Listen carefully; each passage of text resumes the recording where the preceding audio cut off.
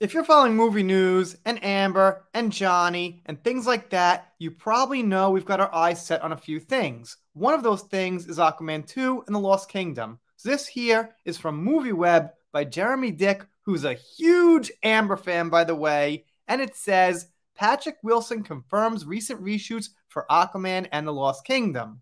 Obviously, if you're on the side of Johnny, you're in the know of how we feel about Aquaman 2, and the speculation will go on about how it will do. But reshoots usually indicate it's going to take a little more of a hit than a boost. I'll talk about that later. First, let's see what Jeremy Dick has to say. Patrick Wilson said he was just recently back in the role of Orm for more reshoots for Aquaman and Lost Kingdom. Even with multiple release date delays and various reports of test screenings, it would seem that Aquaman and the Lost Kingdom is still undergoing changes heading up to its release. Officially, the sequel set to theaters December, and if no further sequels are made, the film could serve as the final installment of the DCEU. Many stars from the original Aquaman are joining Jason Momoa in the new movie, and among them is Patrick Wilson, who reprises his role as Orm, Arthur Curry's Atlantean half-brother. Fine. I'm not up on the comic book news and the stories and what that final installment means of the DCEU, but I do know they keep changing it. They can't decide. They don't know if they want multiple universes or one universe or this and that. They're all over the place, and that's why I'm not so interested. Wilson touched on the sequel in a new interview with THR to promote the release of his directorial debut film, Insidious: The Red Door. The actor revealed that he participated in reshoots just a couple of weeks ago, confirming that there are still ongoing changes being made to the superhero sequel. Now, the elephant in the room is obviously Mera. I don't think this has too much to do because of Mera, but it could affect Mera's character. As they're moving and changing, they're always thinking of what could be different, what to cut shorter, what to cut out, what to add more of. So even if it's got nothing to do with Little Miss Mera, it does. Because they could always think about that time and her scenes, and if they need to change, because they altered other things around it. And in the back of their mind, they might be thinking, whoa, Flash did horrible. Whoa, Indiana Jones did horrible. Maybe the fan bases are waking up. Maybe we shouldn't put in these things in the movie people don't want to see. Hopefully that's the case. Then they quote Wilson saying, Orm is awesome. I was with him last week, as Wilson put it. They say one reason the changes could be happening is because of performance pressure. Obviously, because movies aren't doing as good these days, they're probably extra worried.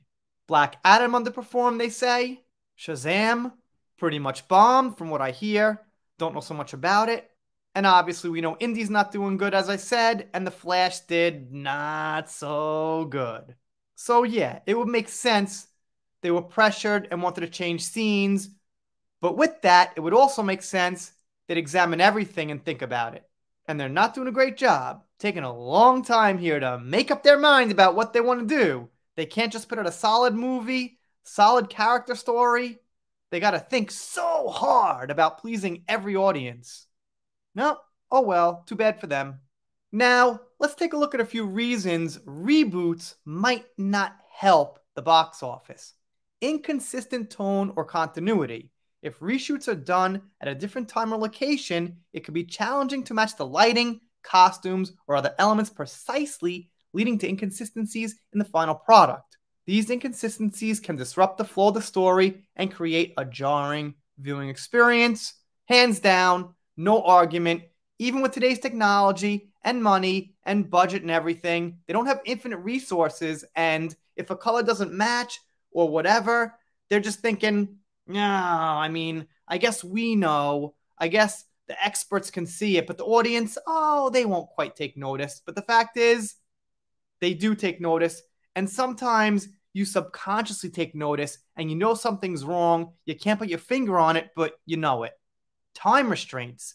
Reshoots can be costly and time-consuming. If a film's running behind schedule or over budget, the production team may have limited resources and time to complete the reshoots. This can result in rushed or compromised scenes that may not meet the same quality standards of the rest of the film, similar to number one, but slightly different in the fact that if December is coming closer, They're looking at the calendar. They're like, we just got to do it this way, even though it would be better the other way. Creative disagreements. Reshoots sometimes occur due to creative differences between the filmmakers, studio execs, or test audience feedback, which is what we kind of see here. Filmmakers, Juan, one of the Simpsons, loves Mera. Studio execs just want the money. Test audiences, well, not so good. So you've got this dynamic of people you need to please where it ends up no one gets pleased. And that's why a lot of these movies are just kind of dumpster fire. When these disagreements arise, the original version of the film may be altered or diluted, potentially impacting its overall quality. Absolutely. Poorly executed reshoots. Sometimes reshoots are required to fix specific scenes, such as plot holes or unsatisfactory endings. However, if these reshoots are poorly executed or fail to address the underlying problems effectively, they can have a negative impact on the movie's quality. Namely, they could make it even worse if they mess up the reshoots, which are possible. There's no law of nature that says if you reshoot it, that means you've definitely got it right that time. You could just add to the fire, which might happen here. In case you're wondering, nobody wrote this list. Not anybody who's actually a human. And they probably know more about what's good for Aquaman 2 than Warner Bros. Does, and James Wan, and so on, and whoever else, because it's a pretty good list. And for Jeremy Dick here, who's probably a nice guy, he's probably sitting there hoping Aquaman does great, hoping that his queen is in an amazing movie, but most likely it won't do so good. Time's going on. My original opinion was it'll do pretty good, but I'm slightly moving my opinion down, seeing what's going on with all these other movies. I still think it's Jason Momoa, it's Aquaman, it's a likable character. I still think about 500 million, but I wouldn't be surprised if I was way off now seeing about The Flash, Indy, and things like that. Let me know what you think in the comments. Shout out to Laura B, Cindy Bryden, and Humility First, supporting the channel. Thank you guys. Got to get to more shout outs. And if you don't subscribe here, I'll be sad, but I'll get over it. See you next time.